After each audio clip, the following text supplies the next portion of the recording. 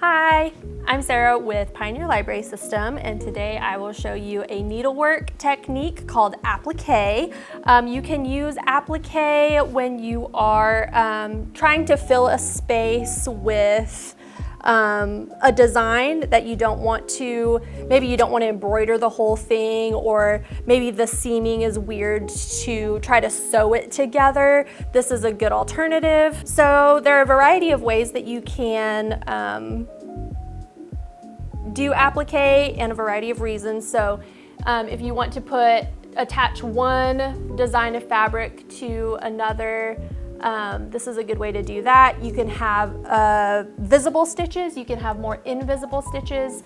The technique that we're going to use today will try to be as invisible as possible, but here are some other options. You can do running stitch around here, as you see around here, and you can do even blanket stitch if you want a super visible appliqué technique, but today we're going to do invisible or minimally visible. So we're going to start with a technique that can either be called needle turn or finger turn appliqué, and you'll start with a background fabric and then your design fabric. This will go on top, and you will also start with a stencil or a design of some kind. This I just sketched a leaf onto some cardstock. You'll want a water-soluble marker or something that can mark temporarily. You could use chalk or even one of those markers that just places a dent in the fabric. You'll want thread.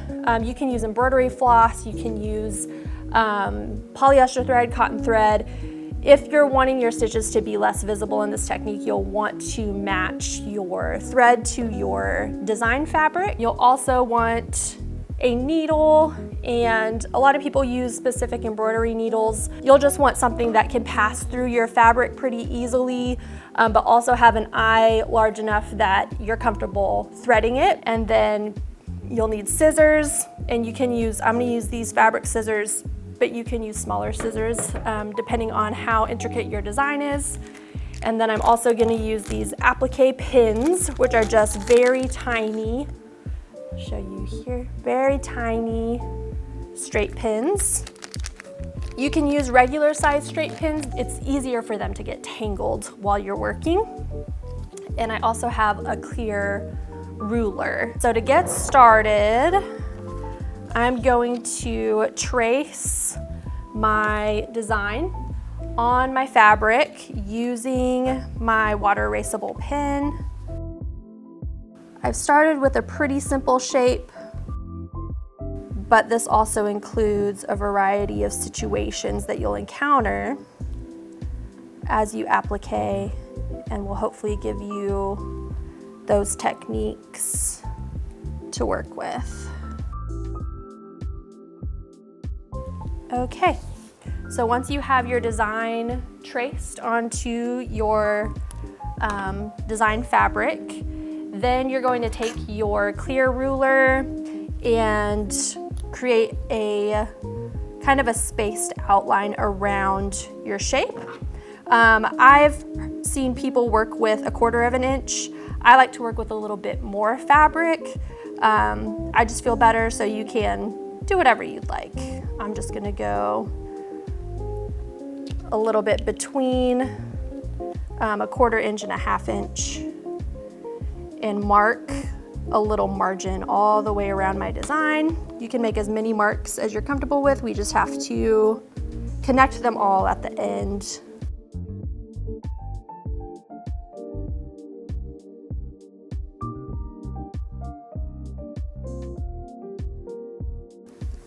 As you get more comfortable, you may or may not skip this step if you know how much of a margin you want and just want to free cut that.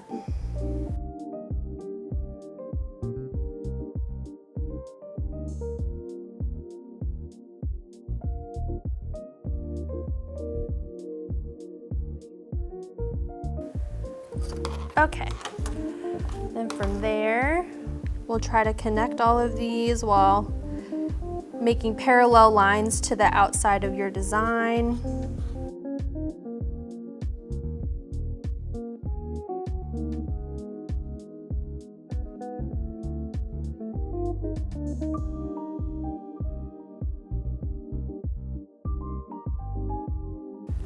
Okay. So now we'll cut that shape out. The outside shape, not the inside shape.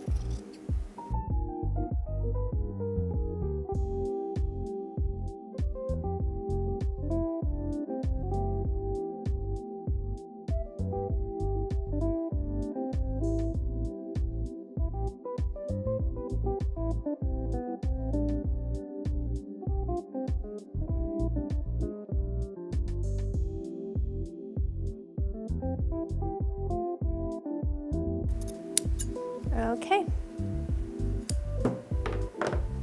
Once you have your shape cut out, we're going to look at some of the curves. So when you have a regular kind of outward facing curve like this, you don't really need to make any variations. When you have an inverted curve though, kind of like what we have here, in order for the fabric to turn under, we'll need to make some cuts. So I'm gonna pick kind of the beginning of this or the middle of this curve and snip.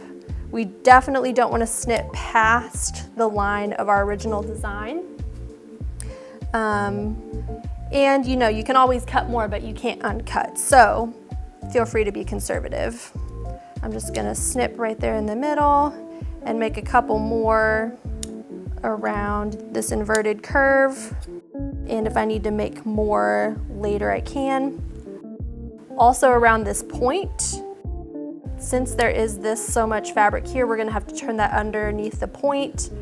You can cut off some of that excess fabric like this so it doesn't get too hard to manage. So you'll make a little V where you have any points in your design, cut that off.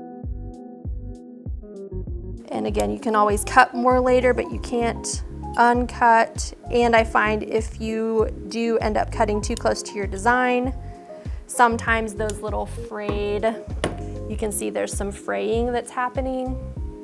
Sometimes those will kind of sneak out and be hard to turn under your design to make invisible. So if that's too close to the edge there, that can happen. So again, more reason to cut conservatively in the beginning.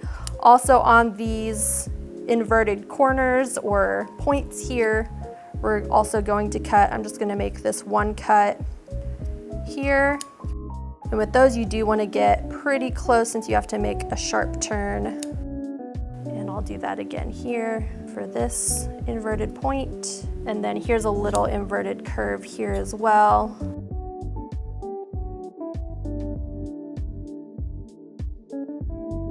And then there are these corners here that I'll also cut off some external external fabric. Some of this will make more sense as we start sewing. So once you have your cuts made, you can place your design where you want it on your background fabric. And we're going to pin it in place with these tiny pins.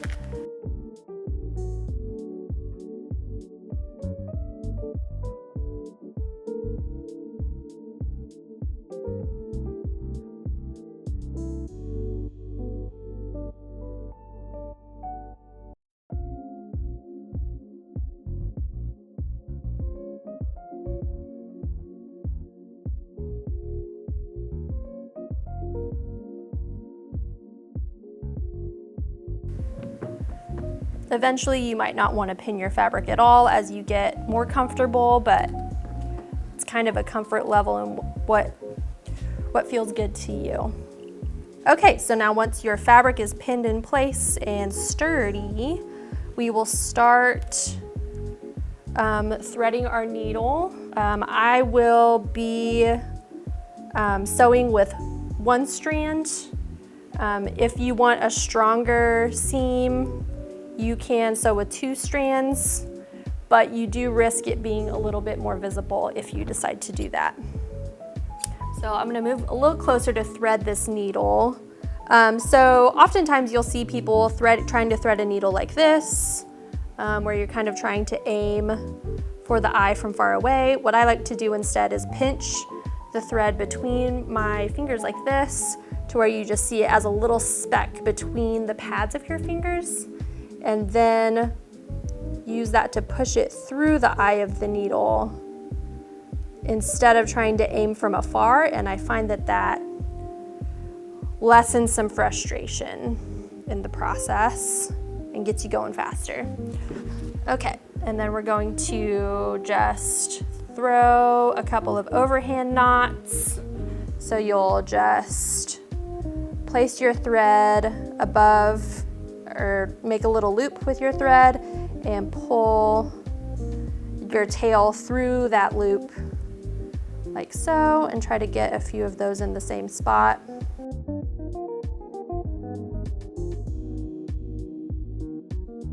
So that it doesn't come through your fabric.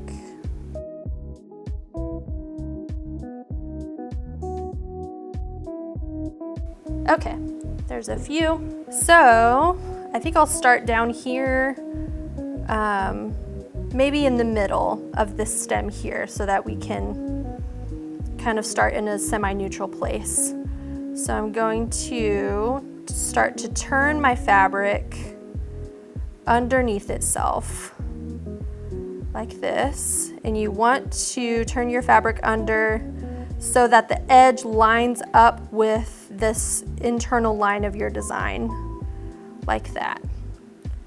And then typically we will just finger press in place. If for some reason you don't want to do that, or that doesn't feel complete to you and you want to iron press as you go, you can.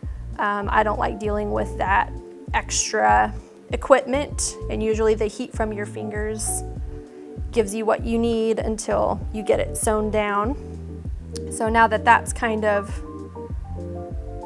pressed down, we've created a crease there. I'm gonna start by coming up through the bottom of the fabric, and I'm just gonna take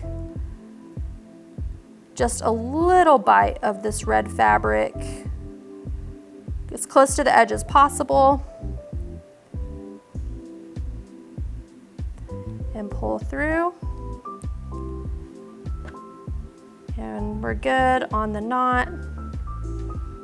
And then you're gonna want to go back down right next to where you came up, but only through the back fabric, your background fabric. So I'm gonna go right next to that stitch I just made, go back down,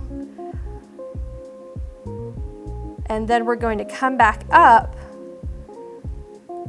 just a little ways away from that stitch that we just were in. I think some people start with like maybe 1/8 of an inch.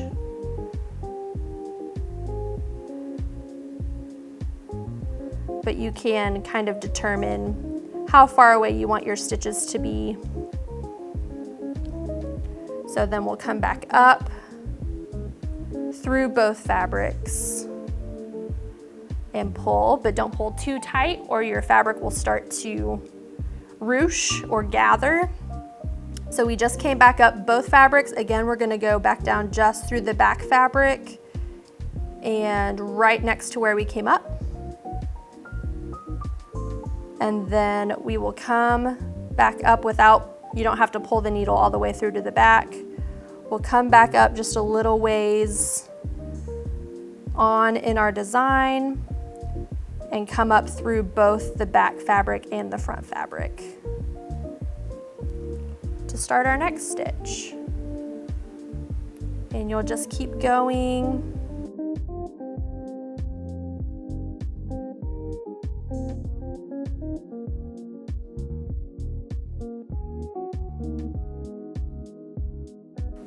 Okay, as I'm nearing this point, this inverted point here in the design, I'm seeing that my fabric isn't quite it's not quite at the point where my design is, so I'm going to cut just a little bit more.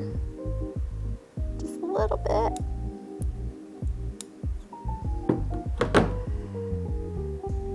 Okay. And then I'm going to turn that under. You can either do this, if you want to do needle turn applique, you can turn this fabric under with your needle as you go. Some people prefer that. I mostly use my fingers so I can feel what I'm doing more readily. But I could see if I was doing a more intricate design that a needle might be advantageous. So now we have this point here and we're pressing. I'm going to pick up and hold that and keep going.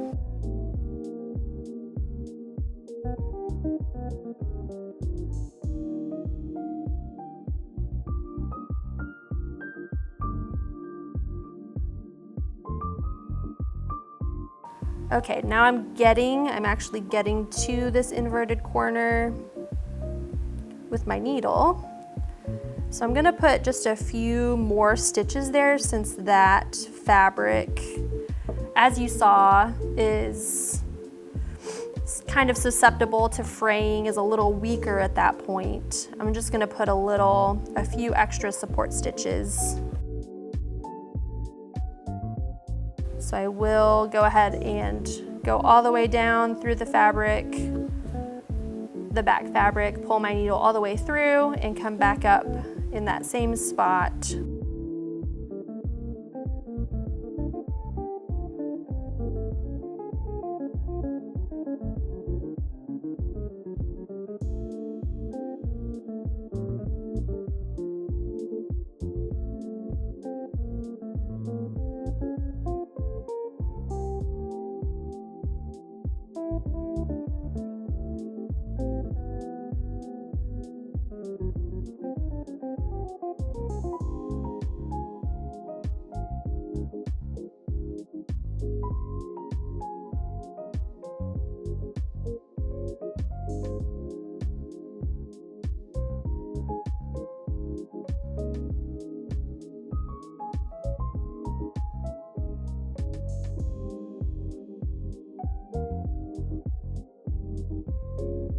Okay, so as we're nearing this point, I'm going to remove my pin. I have this fabric over here tacked down with my stitches, so it's more stable now.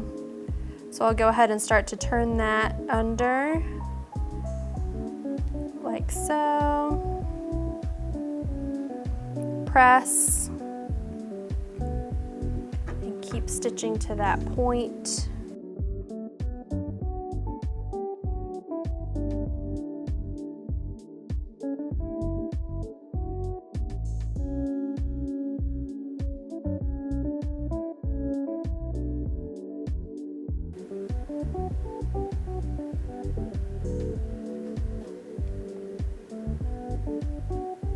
So as that point begins to look more like a point,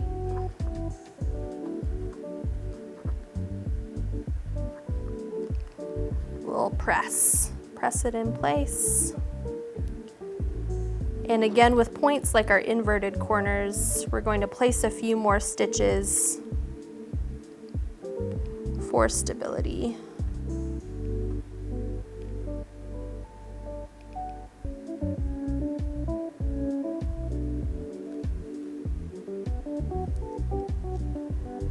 And every time we're coming up through 2 layers, through the back and the front layers of fabric, and back down through just that back layer. This is also a point where if you discover that you didn't cut away enough fabric, this is where you can stop and do that. These areas will be a little bit more visible with your stitches, but you need that extra stability.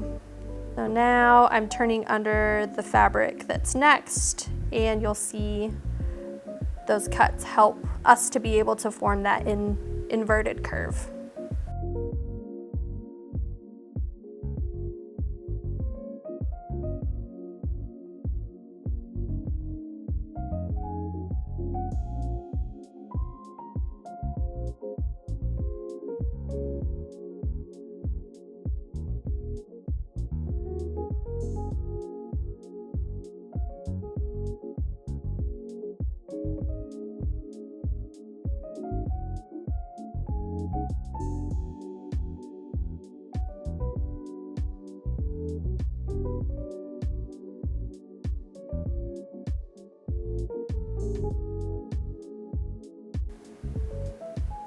Okay, as I get closer to this additional inverted corner, I see that I'm running low on thread. So I don't want to try to start a new thread when we're in a vulnerable place, like an inverted corner. So I'm gonna go ahead and switch threads over here. So I'll just make a few more stitches. And then I'm gonna make some reinforcement stitches very close to each other, if not right on top of each other, for just a little more stability right there.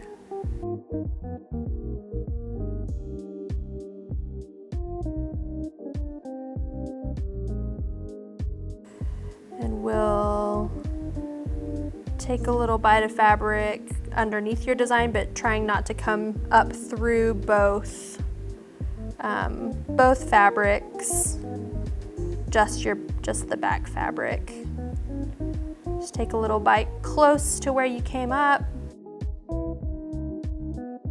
and then go through the loop that you just created with that thread there and pull tight, and then do that again.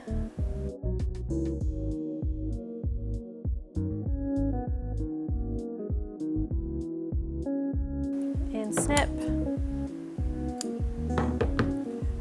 Okay, then we'll start a new thread.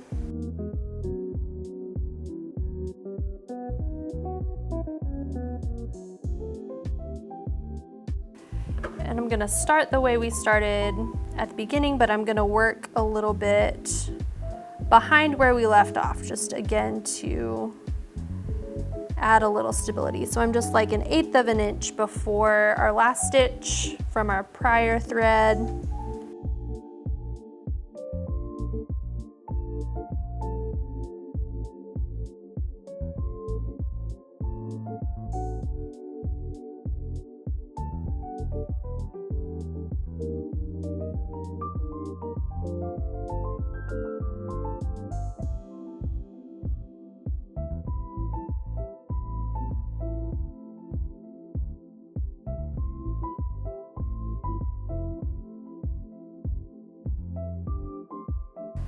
And as you go, if your shape doesn't quite line up with your actual line, you can decide how much you want to care about that.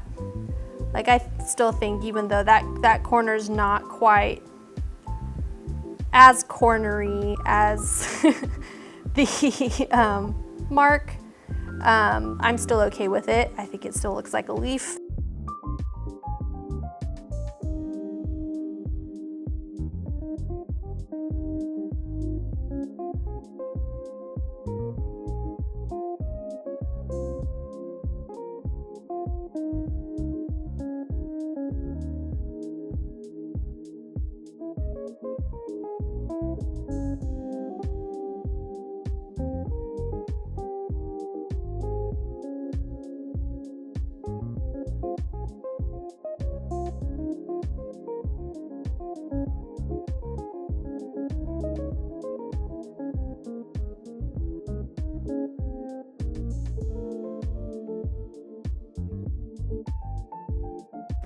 As we get to the end of the stem, this is another place where we cut off a lot of extra fabric for our corners. So you can start to kind of try to fold all that under. And if you have trouble, that's again where you can cut off more fabric as needed. I'm gonna see if I can get away with what we did.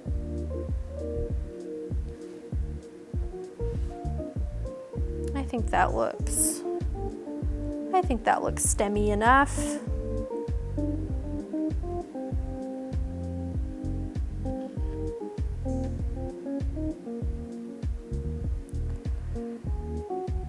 And I think the bulk in that gives it even a little bit more of a structural quality.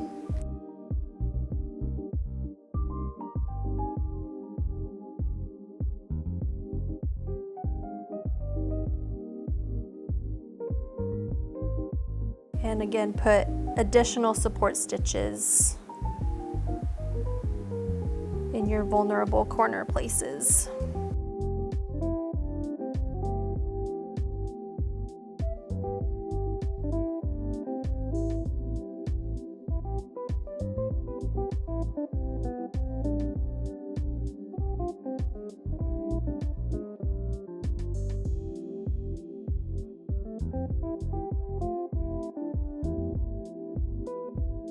Now we're coming back around to where we started, and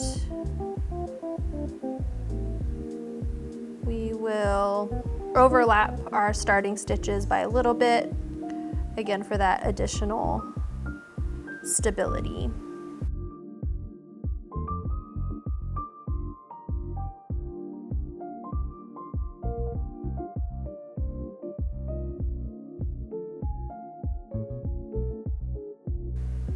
After we've done those few stitches, we'll come back around to the back where we will do our knot again to tie off. So you'll try to just get some of your backing fabric in the space inside your design and close to where you came up from that last stitch. Pull through just a little bit of fabric and then put your needle through that loop that you just created. Pull tight. Do it again.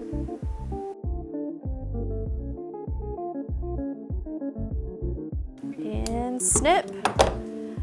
As we were filming, there are a few areas where I didn't do stitches quite as close for time's sake, so you can see a little bit how those stitches behave differently.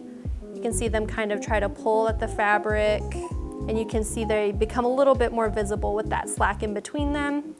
But the ones that are closer, you can see how the fabric sits differently and the stitches behave differently. So as you go, you can decide how close or how far apart you want your stitches to be. Now we have a little fall leaf. I'll pull these additional pins out at the end, and there you go. So that could be a garment, that could be a block for your quilt, that could be anything you can imagine. Thank you so much for watching, and be sure to check out additional videos like this on our YouTube channel.